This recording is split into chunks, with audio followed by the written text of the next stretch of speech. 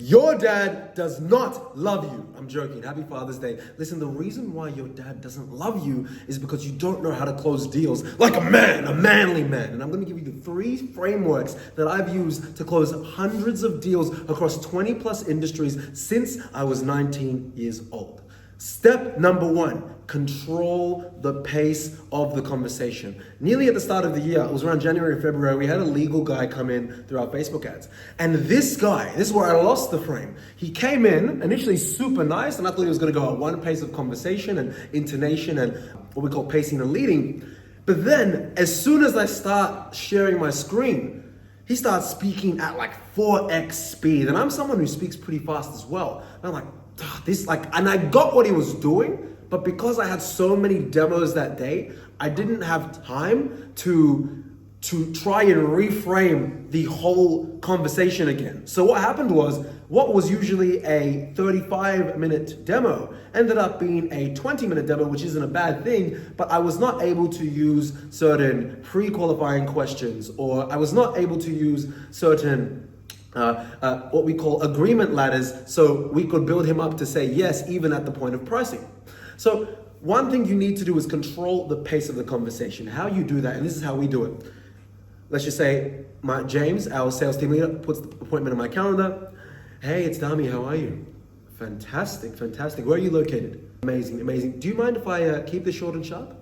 Fantastic. Well, look, I'm Director of Clientele Boosters. We've been around for north of 6 years. We've served a little over 300 clients all across the world and on track to generate a little over $10 million in results for our clients. Now, we have 30 plus staff, but I'd really like to show you how we've been able to get results in your industry using our 3-step process. Now, before I get started, can I just have a bit of a summary of where you're at? Are you trying to grow faster? Are you trying to retain more? You see how I've done a few things that you might not even notice there, and you might have noticed them as well. I've asked them for permission. Especially when you're dealing with big alpha guys or big alpha females or whatever. If you start to try and take frame without them feeling like they're giving it to you, they will 100% switch off emotionally, even if they're nodding their head and smiling, and they will never pick up your phone call again. And the reason is because you have treaded on you've stepped on their ego.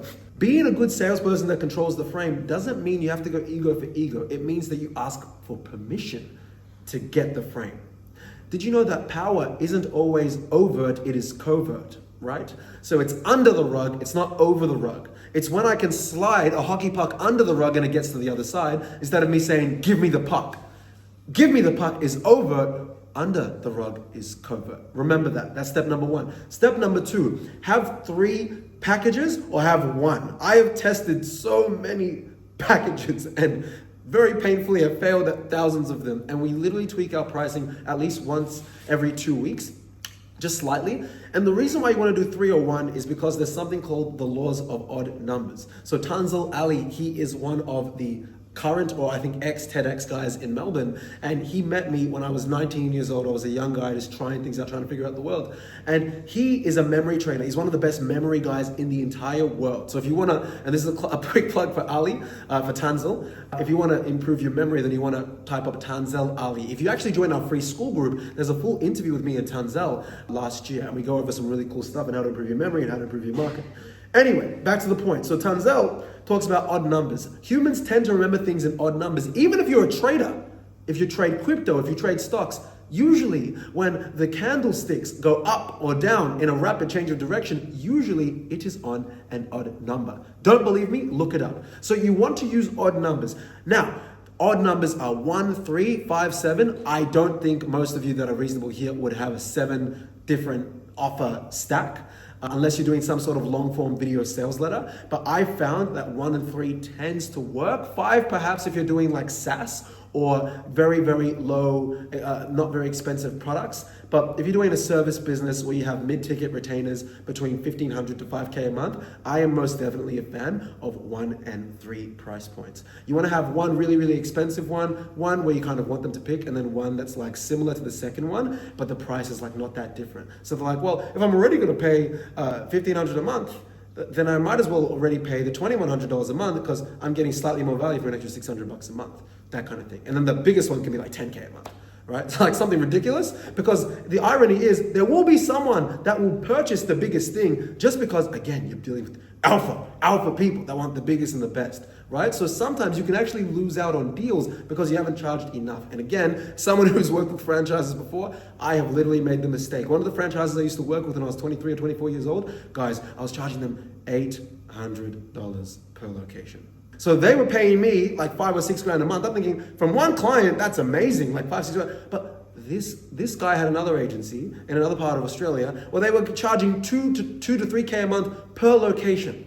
So him paying them their service fee was already 50% of my service fee, and I was managing 7 stores. Needless to say, that client ended up churning, right? So you learn from these mistakes, and that's why I don't want you guys to make them. The third and final thing you must do is control your tone. Tone is so important in influence. You have no idea. Your ability to communicate, yes, a lot of it is words and verbal, but the real influence is in the tone. There's different types of yeses, and shout out to Chris Voss, he's an FBI negotiator. I don't remember the exact, I wrote it in my reading journal, but there's different types of yeses. There's the affirmative yes, like yes, or yes sir. And then there's the I'm not too sure yes, like yes, yes, yeah. Don't fall for that. That means it's a no, or it's a maybe. The yes you want is the it makes sense yes, or I feel stupid saying no yes. I'll give you an example. Isn't it crazy? Or not, that's a sarcastic question actually. The sky is blue, right? Yeah, it is blue. See how it's like you can't disagree with the fact. That's the yes you want. Because if you get them on what we call an agreement ladder, and I talk about this more in depth in my free Skool group, how to get people on an agreement ladder or a yes train. If you can get 7 to 10 yeses in a 5 to 30 minute conversation, the odds of someone saying yes at the end, so high. Like really. Now, are you always going to close the deal on the spot? No. And actually, there's sometimes where actually early in the conversation, you want them to say no early. Because if they say no, then they actually feel like they have permission to say yes. But again, this is not a sales training video. If you guys want sales training, you can go ahead in the free Skool group. But you want to master your tone. And you want them to get to the point where they're saying a yes, which makes them feel dumb saying no. Okay? Oh, by the way, would it make sense to like make more money this year?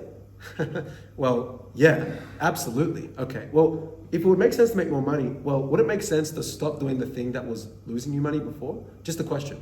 Well, I guess. If he says, I guess, that's not a I'm stupid yes. That is a I'm getting influenced, I guess. You don't want them, even if they know they're getting influenced, their tone cannot convey that they know that they're getting influenced. I guess, or yes, means they know that they're getting influenced. It's not, well, yeah. That's what you want.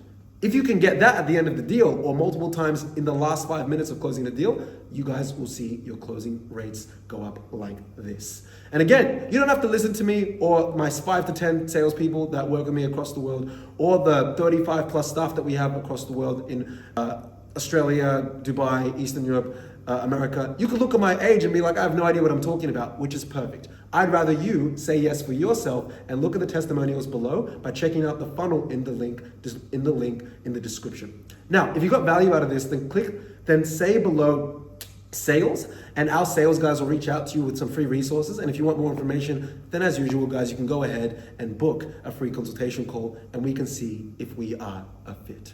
All right, till next time, take care.